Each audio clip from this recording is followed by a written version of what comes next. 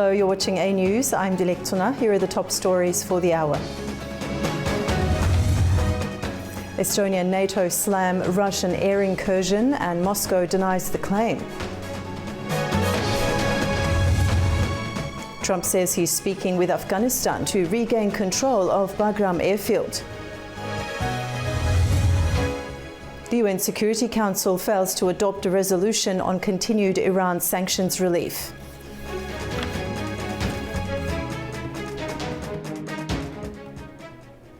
NATO has confirmed it will convene consultations after Estonia accused Russia of an unprecedented airspace violation. Tallinn says 3 Russian MiG-31 fighter jets entered its skies for more than 12 minutes, the most serious breach in years. The incident, which comes amid heightened regional tensions, has drawn sharp reactions across Europe, with leaders warning Moscow against further provocations. Estonia says the incursion happened on Friday near Vindloo Island in the Gulf of Finland. According to the government in Tallinn, 3 Russian fighter jets entered without clearance, penetrating around 5 nautical miles into NATO-controlled skies. They were eventually pushed out by Italian F-35s stationed in Estonia. Officials described it as an unprecedentedly brazen move, the 4th such violation this year, but by far the longest and most serious. The violation comes just over a week after more than 20 Russian drones entered Polish airspace, some shot down by NATO fighters. It also follows large-scale Russian-Belarusian war games known as Zapad 2025, which rehearse the use of nuclear weapons. Tallinn responded by summoning Russia's ambassador and filing a formal protest. It also triggered Article 4 of NATO's founding treaty, requesting urgent consultations on collective security. It was a very clear provocation. It was definitely meant like this, and that's why we are calling as well Article 4 political consultations, because it is clear that Putin has started on a new level testing NATO and a new level provocation. So this is an adequate response from our side.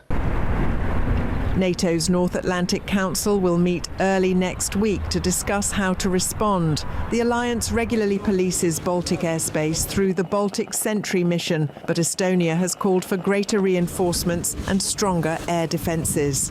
European Commission President Ursula von der Leyen urged unity, saying Europe will respond to every provocation with determination, and she pushed for new sanctions, including a ban on Russian liquefied natural gas. Neighbouring Lithuania warned that the region is being tested daily. Its defence minister called for NATO's Eastern Sentry deployment to be fully equipped and extended along the alliance's eastern border, covering Poland, the Baltics and Finland. For its part, Moscow denies any wrongdoing. The Russian Defence Ministry insists the jets were flying from Karelia to Kaliningrad in strict conformity with international rules and never breached Estonian territory. But Western officials say the pattern is unmistakable, a calculated campaign to probe NATO's response and resilience. The US President Donald Trump said on Friday he would soon be briefed on the issue and made clear that he was not pleased with the situation. Well, I don't love it. I don't love it when that happens. It could be big trouble. Estonia says the incident highlights its position on NATO's eastern flank. For the alliance, it adds to a series of recent tests of cohesion as tensions with Moscow persist. NATO consultations in Brussels next week are expected to clarify whether the response will remain at the political level or involve further military measures. Russia's defense ministry has released a video of nuclear-powered submarines launching cruise missiles during naval drills in the Sea of Okhotsk as part of large-scale naval exercises.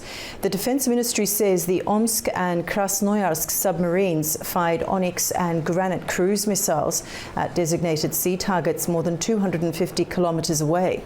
Officials say the drills in the northwestern Pacific were designed to test the Navy's combat readiness and strengthen the defense of key maritime routes.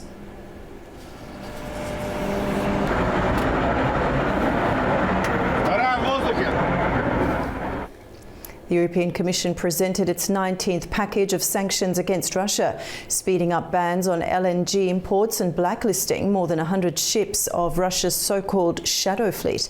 Our Anita Sharma has more. Welcome to This Day in Europe, where the EU officially rolls out its 19th round of sanctions against Russia. A key measure, accelerating the ban on Russian LNG, or liquefied natural gas imports, is pushed up by 1 year to January 1st, 2027. The EU will also add another 118 vessels from Russia's shadow fleet to its blacklists, pushing the total sanctioned fleet to about 560 vessels. Full transaction bans will hit major Russian energy giants Rosneft and Gazprom Neft, along with asset freezes. Also targeted, refiners, oil traders, and petrochemical companies in third countries like China that allegedly violated sanctions by buying Russian oil. EU Foreign Policy Chief Kaja Kallas says Moscow thinks it can keep its war going. We are making sure it pays the price for it. We won't stop putting pressure on Russia until it ends its war. In a statement, European Commission President Ursula von der Leyen said Russia, quote, has shown the full extent of its contempt for diplomacy and international law. These are not the actions of someone who wants peace. She's referring to the recent escalations by Russia with drone and missile attacks on Ukraine, strikes in Kyiv, and drone incursions into the airspace of Poland and Romania. This all follows her call with U.S. President Trump this week, who continued to pressure the EU to speed up its energy import bans from Russia and impose tariffs on China and India for their continued purchase of Russian oil. Von der Leyen says the new sanctions will also, quote, squeeze Russia's access to technologies, including AI and geospatial data, as well as critical resources that feed weapons production, including those received from foreign suppliers like China and India. There will be stricter sanctions on financial loopholes with more Russian and non-Russian banks, cryptocurrency platforms, and entities in special economic zones now under restriction. On reparations, frozen Russian assets themselves are not being seized, but the EU will offer loan instruments to Ukraine, repayable by future Russian reparations. Member states must still endorse the package. Those with past reliance on Russian energy may push for exemptions or delay. Slovakia's economy minister earlier suggested her country would resist pressure from Trump to cut Russian oil and gas imports until it has sufficient alternative supplies. And there are reports the EC could unfreeze about 550 million euros in EU funds to Hungary, as Brussels seeks to overcome Prime Minister Orban's veto against more Russia sanctions. Resolving these internal debates will certainly test EU unity. Watch for reaction as well. China has long condemned proposals to impose external tariffs as unilateral bullying and warns of countermeasures if targeted. India previously accused the EU and US of double standards, pointing out that Europe still buys Russian energy and that trade relations with Russia have not entirely ceased. The EU just announced a new, quote, strategic agenda with India. As the bloc tries to expand political relations beyond the U.S., let's see how that development plays out. Overall, though, the EU appears to be shifting from strategic containment toward a more direct attempt to choke off Russian war financing. But as always, the effectiveness of these measures will depend heavily, not just on what's written, but on how uniformly and how swiftly the rules are enforced or circumvented. For A News, I'm Anita Sharma in the Netherlands. US President Donald Trump said he made progress on many issues, including on trade and approval of a deal on TikTok, in a call with Chinese President Xi Jinping. In a social media post, Trump announced the two will meet at the upcoming APEC summit in South Korea, adding he will visit China next year. Now, to discuss what all this tells us about Washington and Beijing's next move is Qingduo Zhu, a senior fellow at Pangol Institution from Beijing, China. Qingduo, thank you for joining us on the program today. Thank you for having me. Now, Trump called the phone call with Xi productive. From your perspective, what do you think each side actually gained from this exchange? It's a good question. I think the U.S. side is very clear that Trump desires to have a TikTok deal, which means that TikTok will continue to operate largely as it is in the U.S. Soil, but that will be controlled by U.S. capital, and also data, etc., will be stored inside the U.S. The Chinese side will have a minority stake, like 20%. This will be a U.S. company, but the Chinese side will license their algorithm and technology. So that's all. So that's a victory for President Trump, who has an account, on TikTok, which is very popular, and he cares a lot of the support of the young people on TikTok. That's more than 1.5 million. 150 million people. So young people, he cares a lot about, if you think about upcoming midterm election and even 2028 presidential election. So that's very important for President Trump and the young Americans. So you can see that's a win.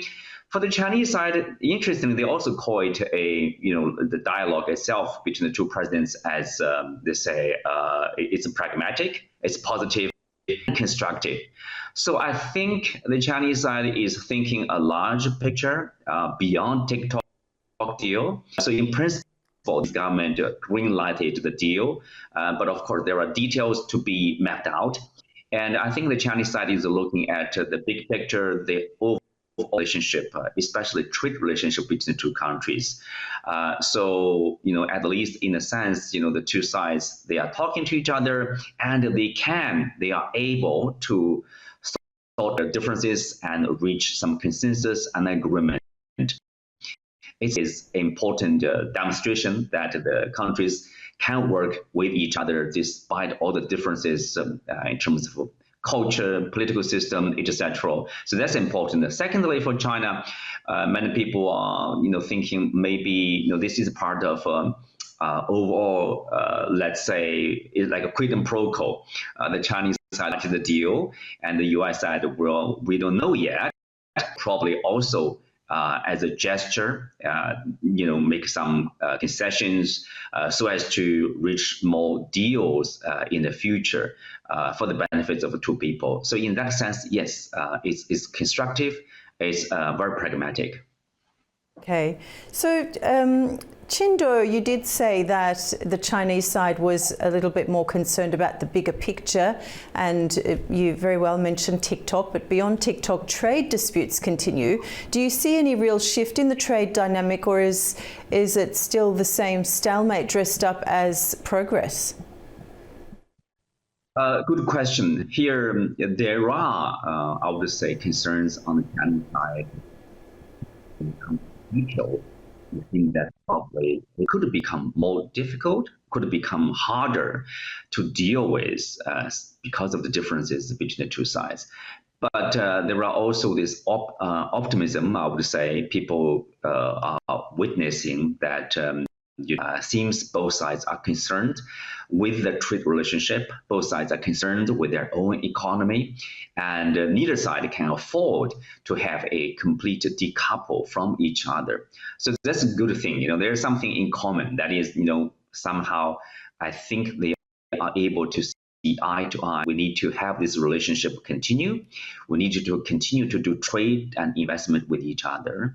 It's about the U.S. interests. It's about the Chinese interests. Of course, for the Chinese side, the concern is like the U.S. should do more to remove the barriers for the Chinese investment and to create a fair and open market environment for Chinese.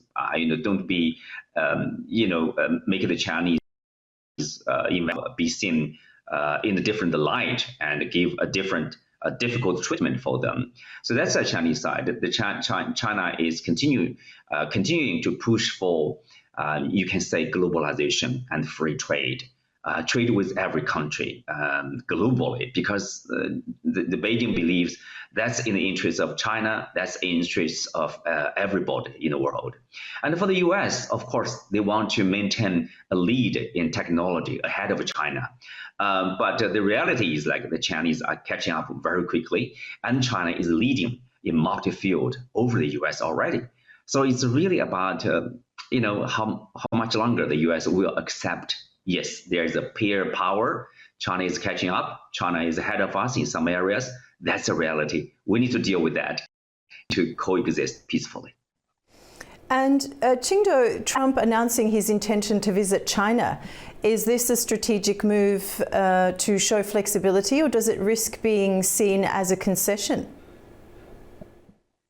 Well, I'm sure, some people in the U.S., hardliners, they would say, oh, that's a concession. Trump is soft on China. Even the TikTok deal, they say that's a concession to China. Come on. The deal itself, it can be characterized as a nationalization of the Chinese companies by the side. If it's done in a developing country, you can imagine how U.S. media will present that as that's a nationalization. Oh, that country is uninvestable. You are not welcome to do investment because there's a huge risk. And as long as they like your company will become theirs. It's like a robbery. But I think, for the large interests of the stability of the two, of the relationship of the two countries, the Chinese government agreed the deal. It says very clear that details will be left for the Chinese company, ByteDance, the parent company of TikTok, to talk with the U.S. counterparts, and also based on the market rules and principles. And secondly, I would say, I think that President Trump, his policy is a bit different from his predecessor, Biden administration, for example. Biden talked about, small yard, high fences. You can say, like a precise decoupling from China in certain sectors, especially in the technology sector. And Biden formed close alliance against China, AUKUS, Quad, etc., to contain the peaceful development, the peaceful rise of a developing country. That's morally you can question that morally, whether that's right or not. And I think that President Trump, for him, the priority is really domestic. For example, there's ideological debate or competition or even war with the people on the left. And also there's a concern of rebuilding the U.S. industries, manufacturing, for example, back manufacturing to the U.S. And also MAGA people, they want to make sure average Americans, regular folks, will enjoy the benefits of the development rather than wealth being concentrated in the hands of very few. And secondly, their priority is rather the Western Hemisphere. At least, there are some signs that they will pay more attention to the Western Hemisphere, North America, South America. It's kind of like a return to the Monroe Doctrine. That's a U.S. Hemisphere, we will dictate the development. Other powers, please stay off. So somehow, we can see they are not focusing on, let's say, containing the rise of China or having a fierce competition with China in multiple sectors. That's very different from the previous administration. So in that, there is a chance, I would say, for China and the U.S. to get along with each other peacefully, to get along with each other in a way that will benefit both peoples, both nations. And of course, the rest of the world will also benefit from a stable and a peaceful relationship in Beijing and Washington. Okay. Qingdo, thank you so much for joining us. It was a pleasure talking to you and very insightful. Thank you. President Donald Trump has announced a sweeping new immigration measure that could reshape the US tech industry. Companies sponsoring skilled foreign workers on H-1B visas will now face a $100,000 annual fee, while the administration is also offering a $1 million gold card visa for wealthy foreign nationals seeking permanent residency. The Trump administration has unveiled its most dramatic immigration move yet, a $100,000 annual fee for companies sponsoring skilled foreign workers on H-1B visas. The White House says the policy is designed to protect American jobs while still giving firms access to top global talent. This will ensure that the people they're bringing in are actually very highly skilled and that they're not replaceable by American workers. So it'll protect American workers, but ensure that companies have a pathway to hire truly extraordinary people and bring them to the United States to work. We need workers. And one of the biggest problems we have is that people, they go to the best schools and they do great and they get great marks, and then they're thrown out of the country. You're not allowed to stay. This way, a corporation will be able, sort of like a signing bonus in baseball or football, a corporation will be able to get them to stay in the country, and everyone's going to be happy. And we're going to be able to keep people in our country that are going to be very productive people. And in many cases, these companies are going to pay a lot of money for that. The administration insists the goal is to curb reliance on foreign labor and force companies to train American graduates instead. If you're going to train somebody, you're going to train one of the recent graduates from one of the great universities across our land. Train Americans, stop bringing in people to take our jobs. That's the policy here, $100,000 a year for H-1B visas, and all of the big companies are on board. We've spoken to them about the gold card. They love it. One of the great Alongside the H-1B fee, the administration is also offering a so-called gold card, a $1 million visa that provides wealthy foreign nationals a fast-track path to permanent U.S. residency. So there's an incentive to hire an American, but there may be instances where it's better off doing it through expertise or whatever it may be.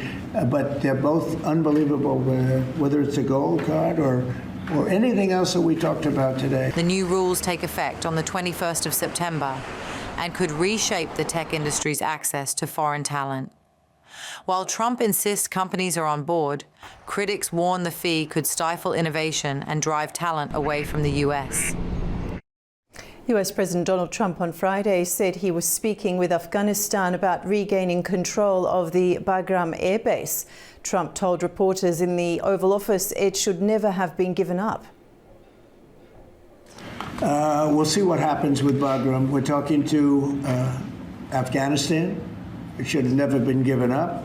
It was the most embarrassing day in the history of our country. There was no reason to give it up. I was leaving Afghanistan. I was leaving. I was the one that got it down to 5,000 soldiers, but we were going to keep Bagram, the air base. I said it yesterday. Donald Trump is once again making headlines with fresh remarks about Afghanistan's Bagram air base. Trump says he intends to regain control of the site, long considered one of the largest and most strategic military installations in the region. Tamim Bahis brings more from Kabul. In a recent statement, US President Donald Trump criticized the Biden administration for what he called the abandonment of Bagram during the US withdrawal from Afghanistan in 2021. He underscored the base's importance not only for its size but also for its location, just an hour's flight from parts of China. Those comments quickly drew a response from Kabul. Zakir Jalali, senior Afghan foreign ministry official, writing on X, acknowledged Trump's reputation as a businessman and dealmaker, but stressed that Afghanistan does not accept a foreign military presence on its soil. The official wrote that while Kabul is open to political and economic engagement with the United States, relations must be built on mutual respect and shared interests without US troops on Afghan territory. He added that military presence was firmly rejected in past agreements, including the Doha talks, though doors remain open for other forms of cooperation. Trump has repeatedly condemned the Biden administration's handling of the withdrawal from Afghanistan. And his latest comments suggest he views regaining Bagram as part of his broader foreign policy vision. For now, however, the Taliban continue to assert control over the base, rejecting any prospect of US military return. This is Tamim Bahis in Kabul for A News. The United Nations Security Council has also voted not to permanently lift economic sanctions on Iran over its nuclear program, in a move Tehran claims is politically biased. A resolution to block the sanctions fell in the Security Council by a vote of 4-9, meaning European sanctions will return by September 28th if no significant deal is reached beforehand. The result of the It's qualifying day at the Formula One Grand Prix in Baku, where the drivers are about to fight for the most important spot on the grid. The battle for pole position promises high drama in one of the trickiest circuits in the world. Let's join Narticek Jahangirli, who has more from the track. Greetings from the Baku City Circuit, home of the Formula One Azerbaijan Grand Prix. It was a historic first here in Baku, rain during a Formula One weekend. It didn't last long, but it brought a real chill and definitely stirred things up before disappearing just as quickly. The track temperature stands up at just 21 degrees. Strong winds are sweeping through the city and on one of the trickiest circuits in the world. Grip is now a major issue for the drivers. But does that stop them? Absolutely not. If anything, it means even more drama is waiting for us, especially through the tight, unforgiving corners of this street track. Teams have already adjusted their tyre strategy, switching to setups that can better handle the wet surface. Every decision now matters. Right now, the drivers are out for the final free practice session before qualifying. It's their final chance to study the track, test their strategies and understand how the car is behaving. And if the previous sessions taught us anything, it's that nothing can be predicted. Yesterday alone, we saw completely different outcomes in back-to-back practices. McLaren looked strong early on, only for Ferrari to take control just hours later. Overall, it was chaotic. A couple of drivers hit the wall during practice. Mistakes were made, and out of nowhere, a loose metal strip at the edge of a corner created debris, quickly bringing out the red flag. The Baku circuit once again proved that it punishes even the smallest errors. All of these sets up for what promises to be an unpredictable qualifying session, beginning in less than 2 hours. 3 knockout rounds will decide who takes pole position, the most prized spot on the grid. And here in Baku, one name always comes to mind: Charles Leclerc. The Ferrari driver has started from pole here for 4 consecutive years, yet victory has always slipped away.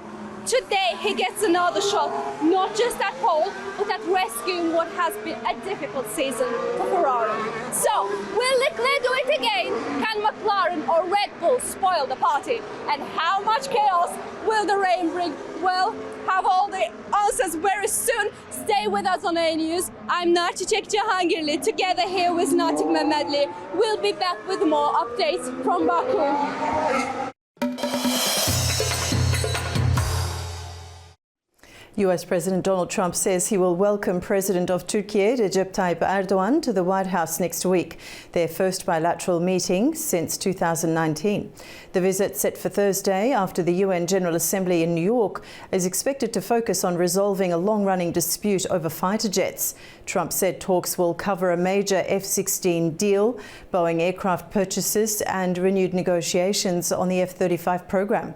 Turkey was expelled from the F-35 project in 2019 after buying Russia's S-400 missile system. But Erdogan recently claimed he had reached an agreement with Trump and expects the jets to be delivered during his term. Azerbaijan is marking State Sovereignty Day today, December the 20th, a date that commemorates the country's full restoration of sovereignty following the successful counter-terrorism operation in Karabakh in 2023. It has been 2 years since the Azerbaijani army carried out local anti-terror measures in the Karabakh Economic Region. Launched on the 19th of September in 2023, an operation aimed to restore the country's constitutional order. Baku's main objectives were to ensure the implementation of the trilateral statement, prevent large-scale provocations in the Karabakh Economic Zone region, and disarm Armenian armed formations from Azerbaijani territory. Using precision-guided weapons, frontline and rear positions of Armenian armed forces, long-term firing points, as well as combat equipment and military facilities, were destroyed. During these local anti-terror measures, civilians and civilian infrastructure were not targeted. Armenian military personnel, running low on ammunition, abandoned their combat positions in disarray and panic. As a result of these anti-terror measures, Armenia's illegal military formations surrendered in less than 24 hours. This victory enabled Azerbaijan to fully restore its state sovereignty and territorial integrity and brought an end to separatism in Karabakh. The successful operation has prevented years of provocations and illegal actions by Armenia.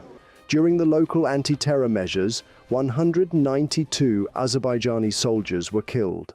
According to the decree signed by President Ilham Aliyev, the 20th of September is annually celebrated as State Sovereignty Day in Azerbaijan.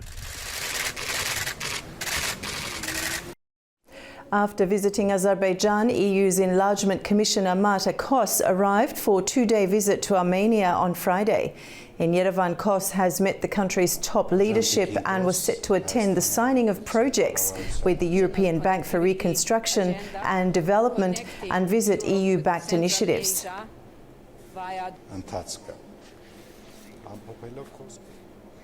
As the European Commissioner is in Armenia and Azerbaijan this week to discuss energy, connectivity and regional cooperation, the EU candidate country in the region, Georgia, has been left off the agenda. Our Nini Nikolashvili is in the Georgian capital with more on Tbilisi's reaction. European External Action Service Secretary General Marta Kos is visiting Armenia and Azerbaijan this week. The focus is clear: connectivity, energy and deepening regional cooperation with the EU. But Georgia, once the most European-oriented country in the South Caucasus, has been left off the list. This omission is more than symbolic. For years, Georgia was considered the natural hub for European connectivity projects in the region, the front runner in EU integration. Now the troll is slipping away. Armenia and Azerbaijan, once lagging behind, are actively enhancing ties with Brussels and positioning themselves as key players in new transport and energy corridors. By contrast, the EU has almost frozen political engagement with Georgia, sidelining it from exactly the kind of initiatives where it should be central. Prime Minister Irakli Kobakhidze reacted sharply, repeating his narrative that the European bureaucracy is guided by external forces rather than Europe's real interests. He criticized Brussels for Soviet-style policies and insisted that Georgia remains open to resetting relations once the war in Ukraine ends. But the rhetoric is unchanged, and so is the reality. While Kobakhidze takes EU decision-making, Georgia is missing out on strategic opportunities that its neighbors are seizing. The diplomatic message is also unmistakable. Europe is investing in the South Caucasus, but not in Georgia. What was once the region's most European country is now drifting away, and the government in Tbilisi shows little urgency about the cost of being left behind. It's Nini Nikolashvili reporting from Tbilisi, A News. And earlier we were joined by Dr. George Michedishvili, Associate Professor at the European University in Tbilisi, Georgia, who said the European Union's decision not to include Georgia in the Commissioner's visit sends a clear message of disappointment with the country, despite its formal candidate status. Let's see more. I think the message is clear and eloquent. So Georgia, European Union, European bureaucracy is not interested in Georgia. So Georgia has disappointed it beyond any measure, and therefore, here is, I think, very clear statement, right, by not visiting Georgia, because formally Georgia is a candidate country, formally Georgia is closer to Europe than Armenia, Azerbaijan, but the visit is framed as facilitating the current peace talks between Armenia and Azerbaijan. Related to connectivity, but until very recently, Georgia was a crucial part of the connectivity. So generally, it is pretty clear Europe is so disappointed that European institutions leave Georgia out of any regional initiative. A delegation led by Armenia's National Security Service Director Adranik Simonyan arrived in Baku. That's according to Armenian media. Simonyan is expected to participate in the 3rd International Security Forum taking place in the Azerbaijani capital. His visit concludes on the 21st of September. The event brings together intelligence and security officials from around the world to discuss joint responses to terrorism, armed conflicts and global disasters. This year's forum focuses on strengthening cooperation between security agencies to prevent humanitarian crises. So here in the region, all eyes are on the third Baku Security Forum, running from the 19th to the 21st of September. The forum is already drawing attention with the news that Armenia's National Security Service chief will participate, a significant development. And this comes as European Commissioner Marta Kos visits Armenia, underscoring Europe's growing interest in the South Caucasus. Joining us to unpack what all this signals for regional security and diplomacy is Richard Girogassian, Director at the Regional Studies Centre from Yerevan. Welcome to the programme. Thank you. Now, Armenia's participation in the Baku Security Forum is notable. How significant is this step, especially with your country's National Security Service chief attending? Well, this is very significant, especially following the ceremony at the White House in August, where the Armenian and Azerbaijani leaders were able to achieve a remarkable degree of progress. What this Baku visit for 3 days by the Armenian security chief represents is the latest in a more positive momentum of diplomatic engagement between Armenia and Azerbaijan, as well as Armenia and Turkey. And we do expect this momentum to continue. Okay, and Mr. Girogassian, does this indicate a softening of tensions between Armenia and Azerbaijan, or is it more a matter of pragmatism? I would say a little of both. On the one hand, we see a softening or a de-escalation of tension between the two countries, but we also see a realistic degree of pragmatism, where the breakthrough agreements over trade, transport, connectivity, as well as the initialing of a draft bilateral peace treaty, demonstrate pragmatism and an end to maximalist posturing on all sides. So I do think this effort needs to be encouraged and rewarded. And could the Baku Security Forum become a platform for sustained dialogue, perhaps between Armenia and Azerbaijan moving forward?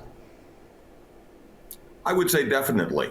Simply because the starting point is so low, any venue or arena for diplomatic engagement is welcome, just as Armenia will be hosting the European Political Community Summit next year. We do see opportunities for more people-to-people contact as well, and we need to encourage and deepen cooperation between civil society actors on both sides.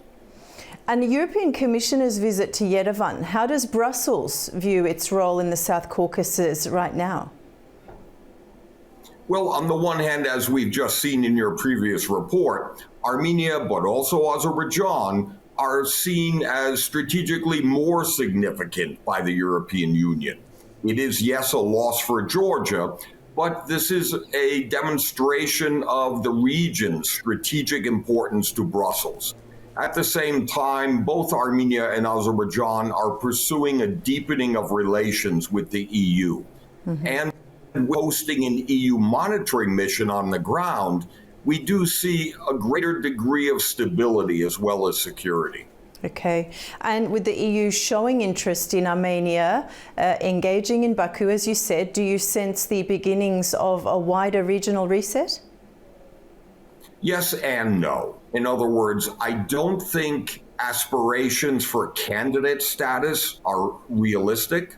I also think that the real challenge for both Baku and Yerevan is dealing with a resurgent Russia after its failed invasion of Ukraine. So I do think both countries will pursue cautious engagement with the EU, designed not to over-promote or provoke a Russian reaction. Okay, Mr. Girogassian, it's a pleasure talking to you today. Thank you so much for joining us on the program. Thank you. And the United States has announced that applicants for its famous green card lottery will have to pay a $1 fee starting from next month. For more on the fee introduction news, we go to Uzbekistan, which has recorded a large number of participants in the program in recent years. Our Sevil Rajapova reports from Tashkent. The United States Department of State has announced that beginning October 16, applicants for the Diversity Visa Program, more widely known as the Green Card Lottery, will be required to pay a $1 entry fee. According to US officials, this measure is aimed at covering administrative and security costs associated with processing applications. Until now, participation in the program was free of charge, with fees collected only from those who were selected. The introduction of the entry fee is expected to modestly influence application volumes worldwide, but it is also intended to strengthen the sustainability and transparency of the system. Uzbekistan traditionally ranks among the leading participants in the diversity visa lottery. In the results of the DV 2025 program, Uzbekistan recorded the highest number of selected applicants globally, with 5,564 citizens gaining the opportunity to continue the immigration process. It was followed by Turkey and Russia, also ranked among the top countries with the largest number of selected participants. Estimates suggest that in previous years, more than 2 million applicants were submitted annually from Uzbekistan, underlining the country's consistent level of high interest in the program. Analysts note that while the new requirement introduces a financial threshold, the scale of participants from Uzbekistan is unlikely to diminish significantly, given the strong demand observed year after year. It is Sivil Rajapov reporting from Tashkent, Uzbekistan, A-News. A new peace deal between Baku and Yerevan is set to transform the South Caucasus into a connected tourism destination, with Azerbaijan emerging as a central hub for travellers exploring the region. The peace agreement between Azerbaijan and Armenia is opening the South Caucasus to international tourism. With borders reopening and regional transport links improving, Azerbaijan is positioning itself as a gateway for travellers exploring multiple countries, including Armenia, Georgia, Turkey and Iran. The country has invested heavily in modernising airports, roads, railways, hotels and tourist facilities, making travel smoother and more convenient. Key infrastructure projects, such as a new 43-kilometre transit corridor linking Azerbaijan to its Nakhchivan exclave and beyond, will further enhance regional connectivity. Azerbaijan's rich culture, history and diverse landscapes are now more accessible, attracting visitors interested in adventure, heritage tours and wellness travel. The improved stability in the region is also reshaping international perceptions, presenting the South Caucasus as a safe and welcoming destination. Tourism growth is expected to boost the economy, create jobs, and support local businesses.